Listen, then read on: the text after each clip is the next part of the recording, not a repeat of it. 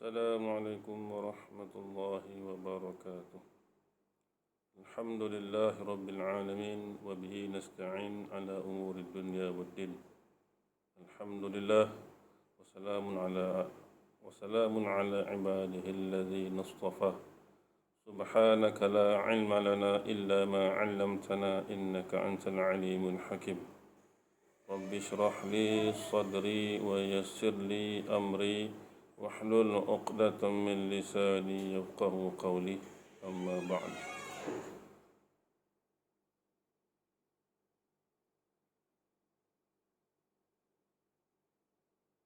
Para penonton dan pendengar yang dirahmati Allah sekalian, para habaib, tuan-tuan guru, hadirin hadirat, rakan-rakan, kawan-kawan, sahabat-sahabat yang dirahmati Allah sekalian. Jadi pada hari ini kita akan menyambung lagi pembacaan kitab kita, kitab Muniyatul Musalli. Masih lagi membicarakan berkenaan dengan faedah-faedah sembahyang. Kita sambung lagi pembacaan kita pada muka surat yang ke-12. Kitab Muniyatul Musalli edisi Jawi yang telah dialih bahasa ke dalam bahasa Melayu yang mudah oleh Ustaz Abdul Ghani Jabal Maraqi. Kitab ini dikarang oleh Tuan Syekh Daud Abdullah Al-Fatani. Jadi yang kelima daripada 6 perkara faedah sembahyang, Ubadah bin Samit meriwayatkan bahawa Nabi sallallahu alaihi wasallam bersabda, Allah memfardukan sembahyang 5 waktu ini kepada sekalian hamba-Nya.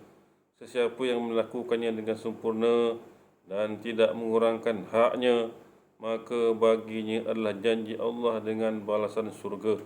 Dan siapa yang meninggal dan meringankan haknya, maka tiadalah baginya janji Allah itu, terpulang kepada kehendak Allah sama ada untuk mengasihani atau menyeksanya. Faedah. Ini faedah sembahyang lah. Maknanya orang yang ambil berat berkenaan dengan sembahyang akan dikasihani oleh Allah Ta'ala. Tetapi orang yang mengambil ringan, yang meringankan hak Allah Ta'ala, maka orang itu akan diseksa oleh Allah Ta'ala. Dan yang keenam, faedah yang keenam, dan sabda Nabi sallallahu alaihi wasallam, artinya bila seseorang lelaki bersembahyang, kesalahannya diletakkan di atas kepalanya. Setiap kali ia sujud, gugurlah kesalahannya hingga habis. Itu faedah sembahyang. Maknanya akan gugurlah kesalahannya. Setiap kali dia sujud, maka akan gugurlah kesalahannya hinggalah habis. Orang-orang yang berkehendakkan kemenangan dari kalangan orang yang memelihara dan mendirikan sembahyang hendaklah memelihara segala syaratnya. Jadi orang yang nak dikatakan orang yang memelihara, orang yang menjaga sembahyang, perlulah memelihara syarat sembahyang juga. Syarat sembahyang dikata 9 perkara. Dan qala musannifu rahimahullahu ta'ala, syarat sembahyang ada 9 perkara. Yang pertama, mengetahui masuk waktu. Tahu bahawa waktu itu dah masuk. Iaitu mengetahui masuk waktunya dengan yakin ataupun zan. Mengetahui waktu dengan yakin ataupun dengan zan. Yakin dengan kat sini dengan maksud melihat keadaan matahari gilah, contohnya melihat keadaan matahari macam mana,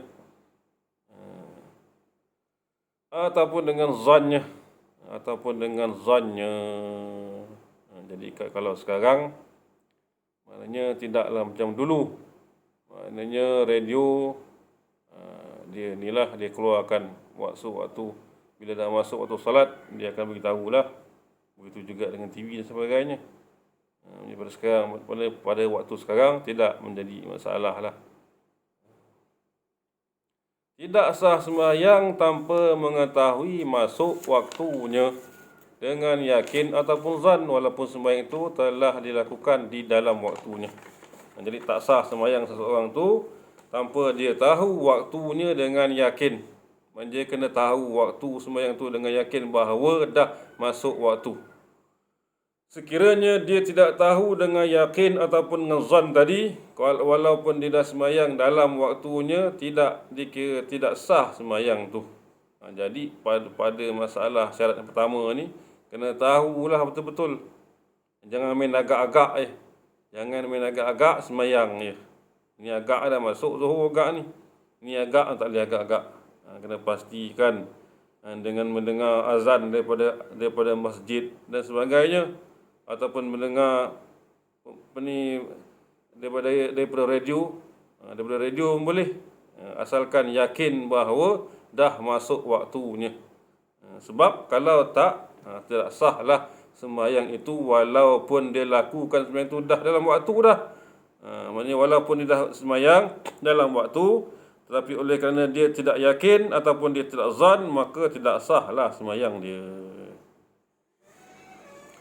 Yang kedua daripada 9 syarat sah sembahyang, menghadap kiblat. Menghadap kiblat yakni Kaabah lah. Menghadap kiblat yakni Kaabah. Walaupun kiblat itu dikira dengan cara berijtihad sendiri bagi mereka yang tinggal berjauhan daripada Kaabah. Walaupun kiblat itu dikira dengan cara ijtihad sendiri bagi mereka yang tinggal berjauhan daripada Kaabah lah. Maknanya melihat kompas lah, rujuk pada kompas. Ataupun yang telah dimaklumkan oleh pihak Jabatan Mufti dan sebagainya, bahawa di situlah kiblatnya, itulah kiblatnya. Kita ikutlah. Yang ketiga, menutup aurat. Bagi kaum lelaki dan hamba sahaya perempuan, ditutup auratnya antara pusat dan lutut. Kaum lelaki dan hamba sahaya ni, kaum lelaki dan hamba sahaya perempuan, auratnya daripada pusat dan juga lutut. Antara pusat dan juga lutut lah. Manakala bagi kaum perempuan dan khunsa, yakni pondan yang merdeka, ditutup seluruh tubuhnya kecuali muka dan 2 tapak tangannya.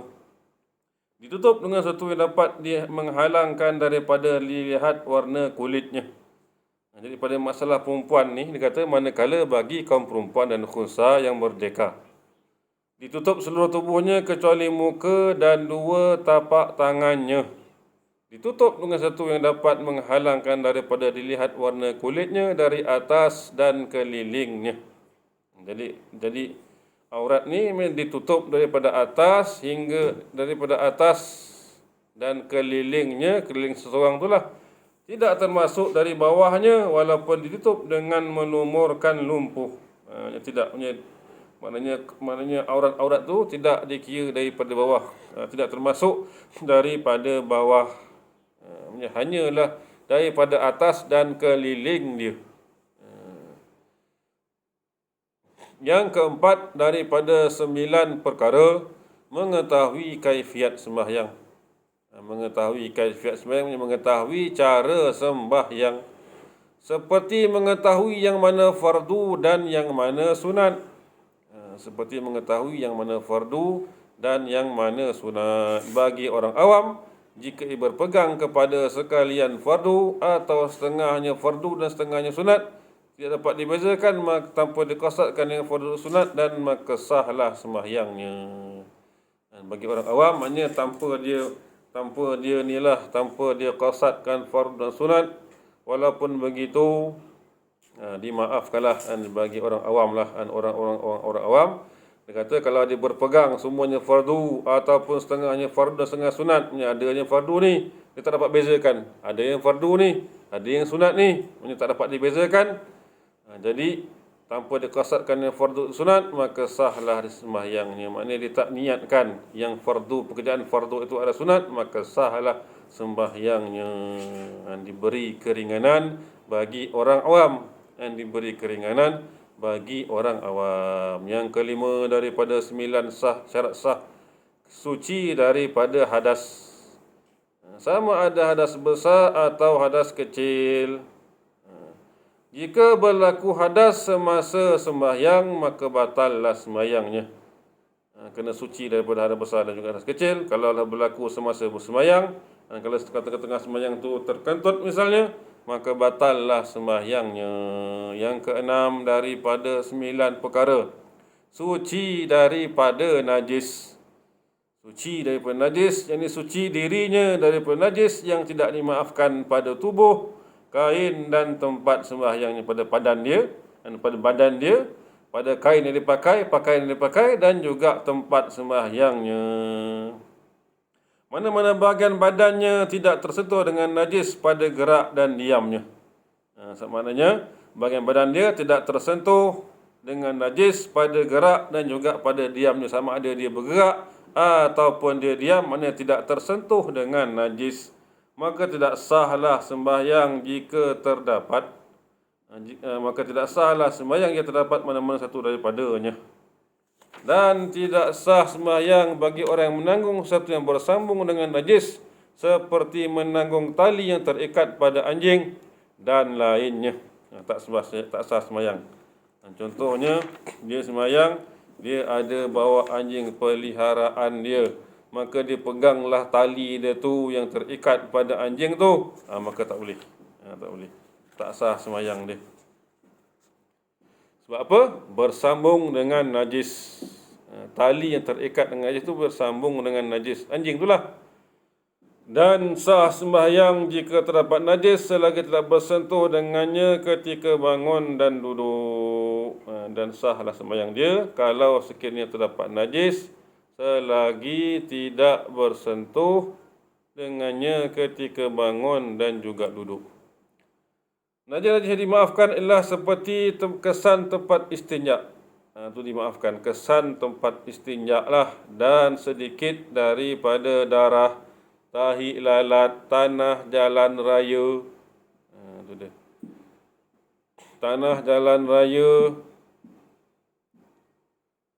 yang najis, darah toma, kutu anjing, darah bisul, nanah, danor dan air kuman yang ada bau. Jika ia sembahyang dengan najis yang tidak dimaafkan dengan tidak mengetahuinya atau terlupa kemudian teringat, wajiblah ia mengulangi sembahyang itu.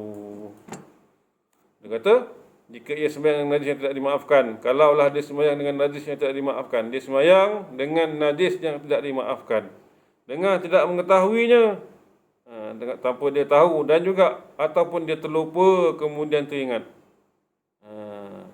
Dia terlupa, maknanya dia tahulah, kemudian dia terlupa. Bila dia terlupa kemudian dia teringat kembali, wajiblah ia mengulangi sembahyang itu. Ini kalau ada masa yang luas, masa yang dapat disembahyang, kenalah dia sembahyang. Kalau dah keluar dari waktu, wajiblah dia qada sembahyang itu. Kemudian yang ketujuh, tidak bercakap. Wallahu a'lam.